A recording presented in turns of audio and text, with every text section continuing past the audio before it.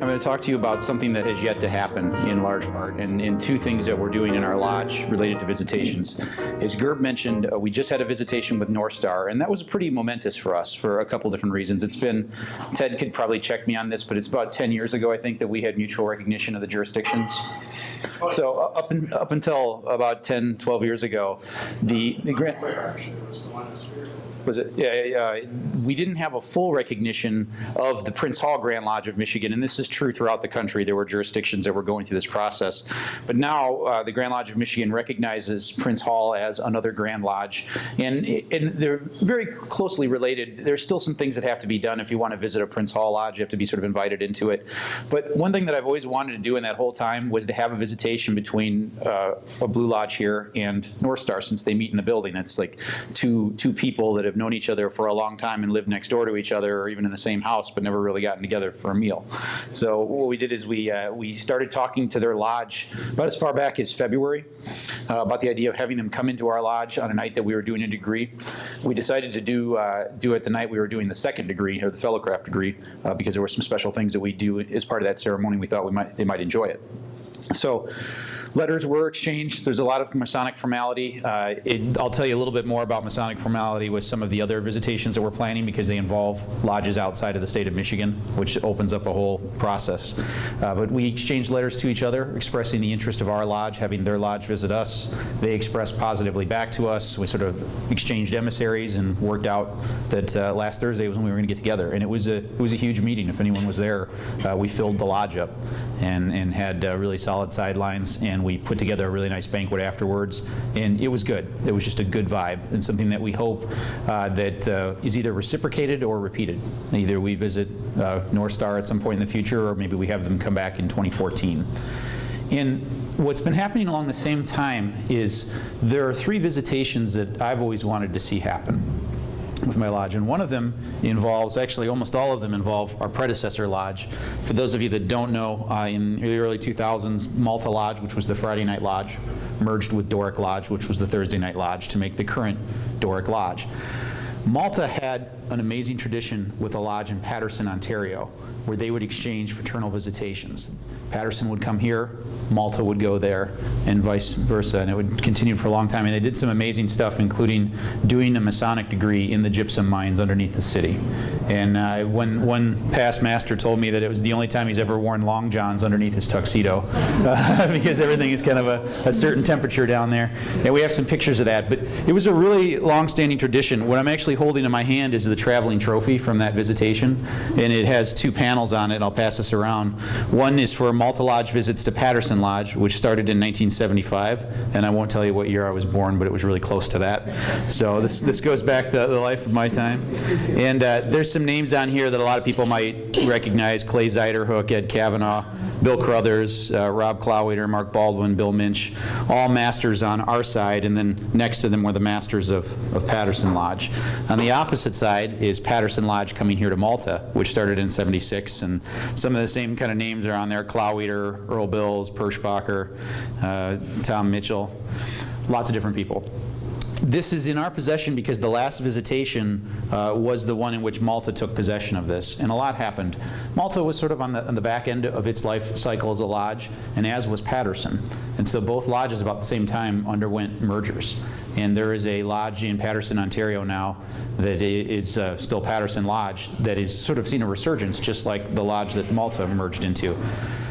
So several years we've wanted to do this. Finally got off of our rear end, so to speak, and started working on it. Now what it involves, if 2 lodges want to do a visitation, especially across Masonic jurisdictions, across Grand Lodges, there's a lot of permissions that need to be set into place. You know, we basically had to ask the Grand Lodge of Michigan for permission to speak to this lodge in Canada, because they are outside of our jurisdiction, and there's a long-standing process for how this works.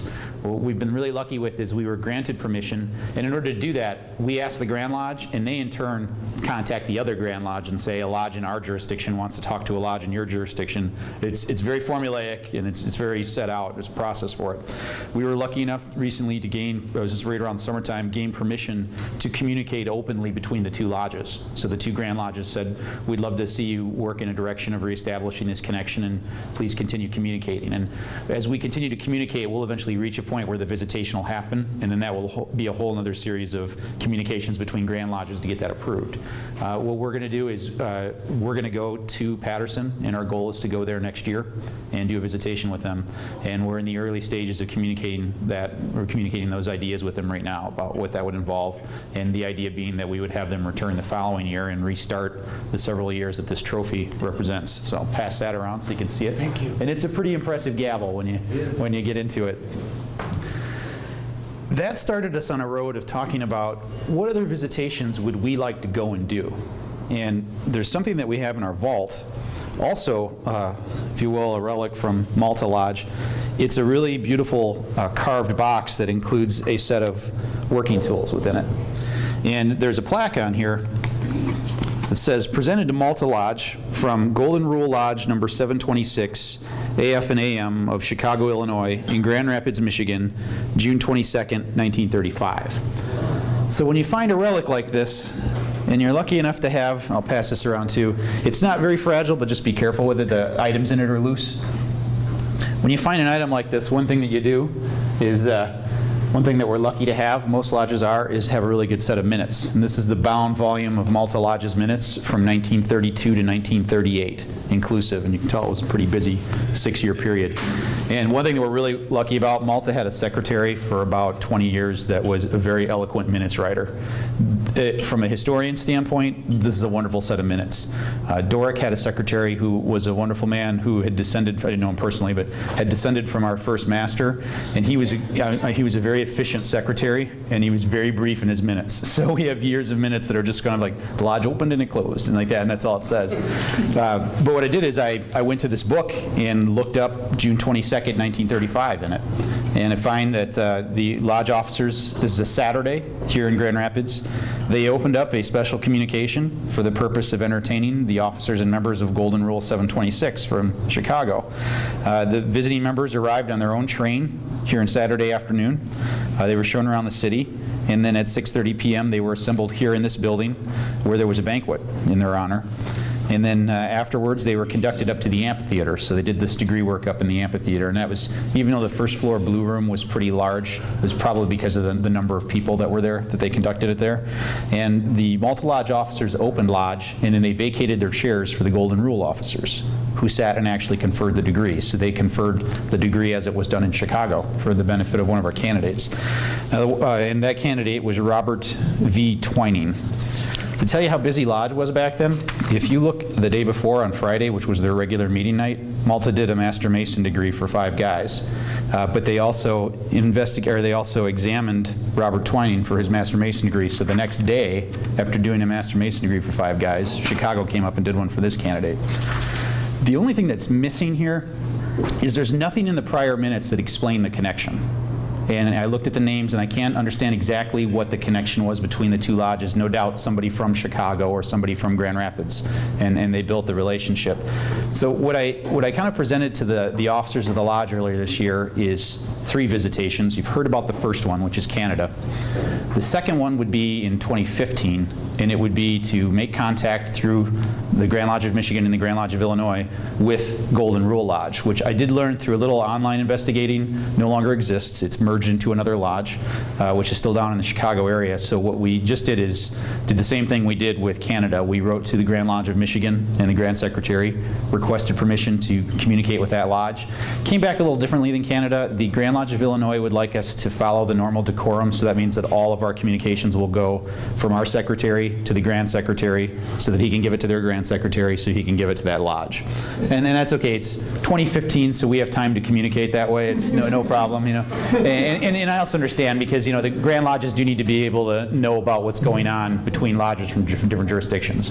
But we did get that permission, so as soon as I get a little free time, I'm drafting one of the first letters that we're going to send directly to their lodge, and it'll have a picture of the working tools, and it'll have a copy of the minutes from that day, and hopefully they're going to respond favorably that they'd like to talk to us about having us come down there. And we've even talked about taking the train down there, because that's how they came up here. So we might take a group down there, make a weekend of it in Chicago, and do a visitation.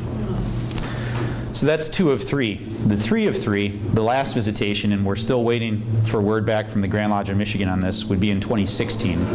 And I belong to 2 lodges, or 3 if you count York here, but my other lodge is in Washington, D.C., and I've always wanted to take Doric and take a degree and go to Washington, D.C. and visit that lodge. And if you've ever been in D.C., it's a fascinating Grand Lodge. It's different, you know, it's not a state, but it has its own Grand Lodge. Relatively small because it's just within the city, and a very international Grand Lodge at that. There are a couple of lodges there that are chartered in foreign languages. There's an Iranian expatriate lodge.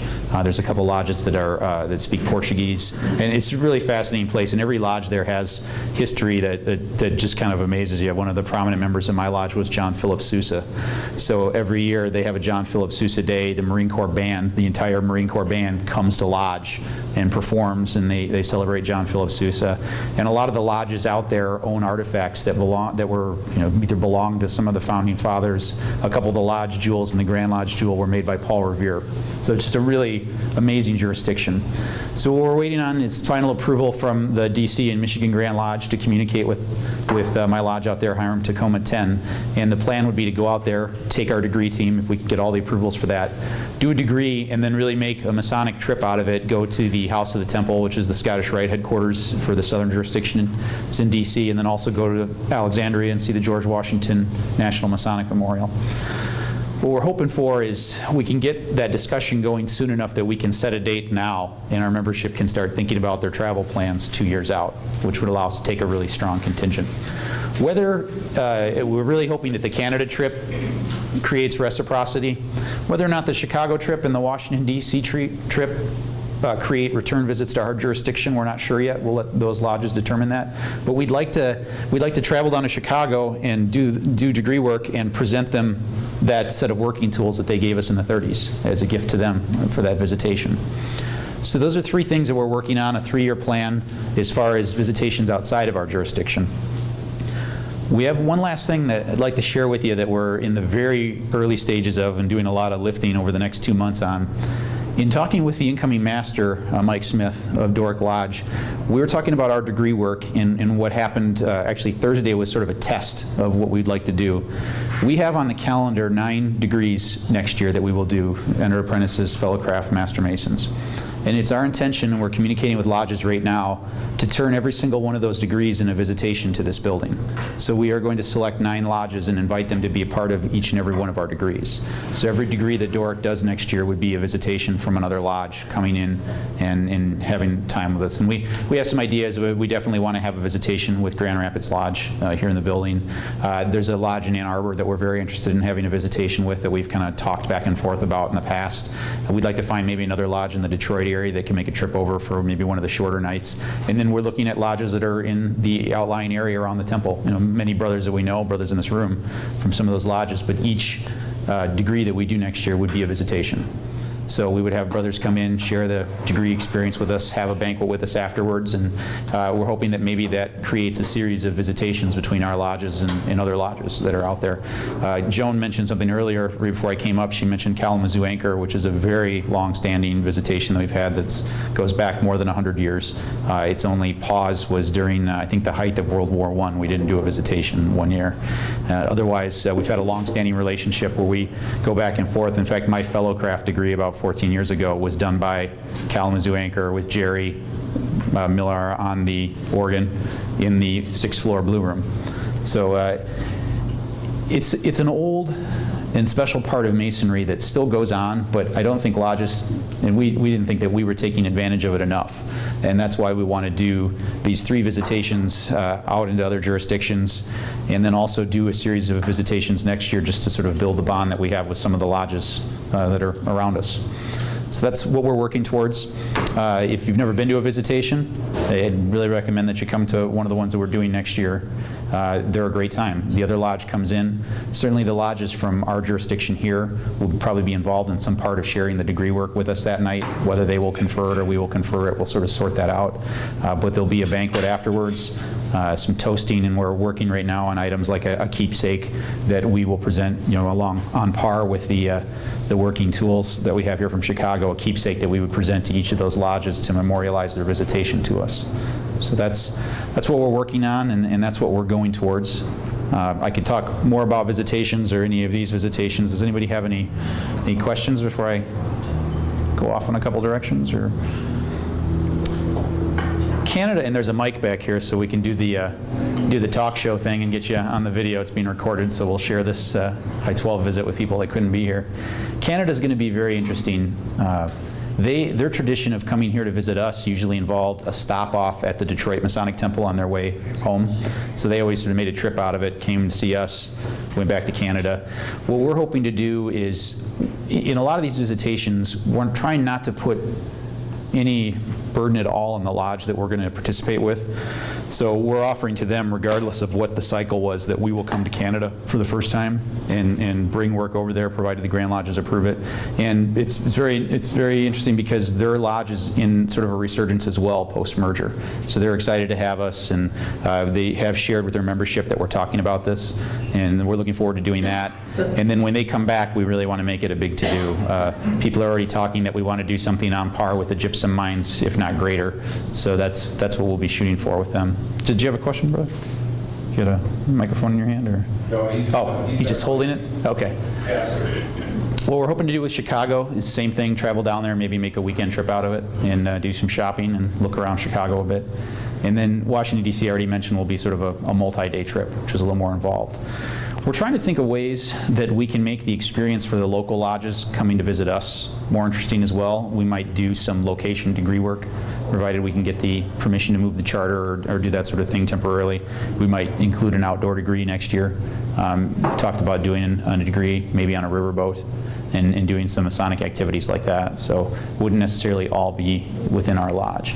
But it's in a time when people were a bit more mobile, or if they were leaving a populated place and moving out west, there was a lot of transitory qualities to your Masonic membership where you would go and visit, and that also gave rise to lodges that had a relationship. Maybe if a member moved to another lodge, which if I had to make a real educated guess, that's probably what happened in the Chicago visitation, is there was some member in either one of those lodges that came to the other one, and that's what created it.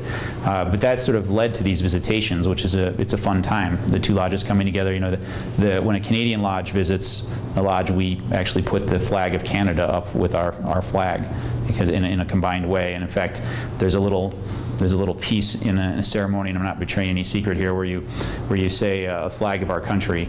And the reason that sometimes people say that is because that would be in a combined session where you have multiple flags up there, so it wouldn't just be the flag, it would be the flag of our country. So there's little nuances and pleasantries like that.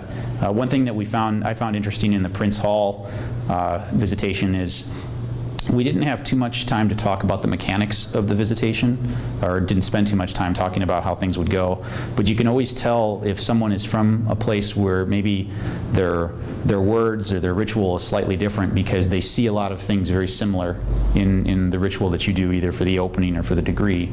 But they also notice slight differences, and maybe they even do different signs or different things like that. And I saw a little bit of that on the sidelines. It wasn't anything bad, but I could tell that everybody in the room was doing it one way, and then about 16 guys were doing it the other way. And that's actually one of the neat things about a visitation, because it does show you there's a great deal of commonality between our rituals, mainly because of what they have descended from. That there was a time when ritual had these major points that were all the same, but its exact delivery was different until probably like about 140 years ago, when a few people started to standardize the ritual in lectures, and they became very similar. But as two systems develop, like the Prince Hall Grand Lodge and the Michigan Grand Lodge, they develop slightly different ways of doing things. And that's also an interesting part of the visitation, because you learn that about them, and you also realize the common experience you have sharing the ritual, but also some of the slight differences. So that's what we're working on. We'll be publishing that more and more as we go forward. So as we start to firm up who's going to visit us and when. We have the degree days set, we just don't have the lodges plugged in yet. And also we have a brother here who was a candidate for that degree. And I guarantee you that in our lodge, in my time, in the 14 years I've been in, there's never been a larger sideline than there was for your degree. So you had a particularly special experience with that. Ted, did you have something? You reached for the microphone. Well, just one thing, Rick. Great ideas. I mean, they're really amazing. I was there that night when Prince Hall was there. I know quite a few of the guys from North Star. Some of them, I found this interesting when they introduced themselves, that didn't give their Grand Lodge titles. Right. There was a past Grand Master there. We knew that too. He didn't want to be introduced. There was a Grand Lecturer there. Yep. And they never said those titles. They only gave the titles as what they were in their lodge, which I thought was quite interesting and quite humble. And they're great guys, and I know about 3 or 4 of them through my journeys. And just one thing, so it's come up when you mentioned about Prince Hall, the recognition. It's not, I think you said it's not total recognition. And there's a lot of people who have asked that question. And the reason why it's not a full recognition is Prince Hall did not want that. Because Prince Hall does not allow plural memberships or dual memberships at all. So their fear was that if there was a full recognition, they would have people from Prince Hall move over to our Grand Lodge and join our lodges. One of the reasons why is because our lodges are a lot less expensive than a Prince Hall Lodge. Prince Hall lodges are very expensive to join, and they pay dues monthly in their lodges. So they're very restrictive in who joins. Excuse me. So that's one of the issues. And also, I don't know whether you've seen it or not, but the southern jurisdiction of Scottish Rite has just recognized Prince Hall also. So that's a big milestone, the southern jurisdiction recognizing Prince Hall. But it was a great night, and if you're looking for another lodge to do a visitation, my old lodge is in Jersey, Mozart, which actually was a German-speaking lodge when it started in New Jersey, and all the ritual was done in German. And after every meeting, we'd have Limburger cheese sandwiches. With a little onion and a little mustard. Yeah. They had other stuff too, but you always knew when those were there. And they would always have a pork and sauerkraut dinner over the German Manticore Hall in Camden, New Jersey. So it's another lodge that I know I've been recently keeping up with, is doing well also back there. And I'm now an honorary past Grand Master in New Jersey, so if you're thinking about another lodge. Connections run deep. We'll give you a letter if you can hand it to the Grand Master. All right. Thank you. Ted made a real interesting point. It's been a while since we achieved the status that we have right now between the 2 Grand Lodges, but it was real significant to some of us. This isn't the first time a Prince Hall Lodge has visited a free and accepted Michigan Grand Lodge, or Michigan Lodge affiliated with Michigan Grand Lodge, but it's the first time around here, which was very, very big for us that moment. And the past Grand Master that Ted was talking about is Wes Jones, who a lot of us knew through Scottish Rite originally. And he even said to me a little later that night, he's like, this was really significant. We'd like to see this continue. So we're excited about where it will take us. And that's really the 2 parts of this. The first part is actually doing the visitation. And that's an event in itself, and just kind of getting all that together and getting everyone arranged and invited.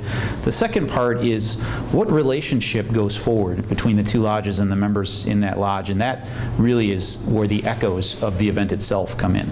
And that's what we're really curious about, what will play out for us as we continue to do these visitations, or set up these visitations outside of our jurisdiction, but also the ones that we're going to do next year. We're looking to do some real creative stuff with it, and that's what we're going for. So I'll get that calendar out and to the High 12 officers so they know about it, and I'll make sure everyone has advance notice that we're doing it, and you'd all be welcome there as part of that. So with that, if there are any other questions? Yes, Joe. We do that with, my Eastern Star chapter does that with Marshall chapter here. Okay.